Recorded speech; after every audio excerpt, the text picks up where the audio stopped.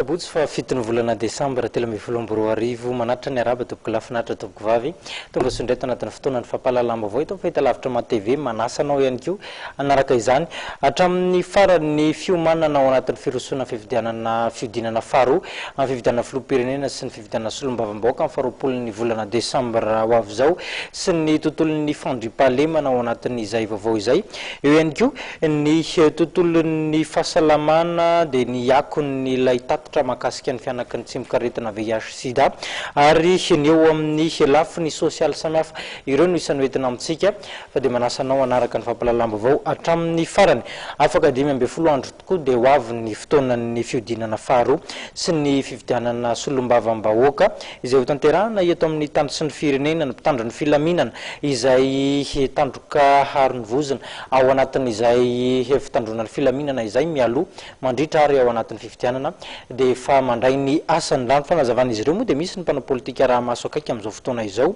satria mety anohitohina ny fizotron'izay fividianana izay. Mpanao politika 5 ahihina ho miketrika fanakorontanana mialoha mandritra ary aorian'ny fividianana fantatra fa arahany mpitandro filaminana maso. Araha ny fampitambavaova amin'ny tandro filaminana dia ahihina anakorotana ny fiodinana faharoa izay ho tanterahana ny zoma 20 Desambra izao.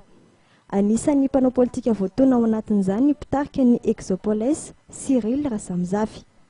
Manatanteraka fionana mangingina matetika ny tena noho izany dia misy ny fanaramaso manokana ary amin'ny fotoana mahamety azy dia ampanatsony izy hodadiny. Ankoatr'izay dia mandray ny andraikiny ihany koa ny mpitandro filaminana ary mitombo izany hetsika izany mandritra izao fotoana fampelezan-kevitra izao.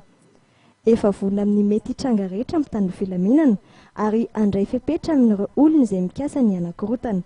ho iatrany ny loharam-baovao.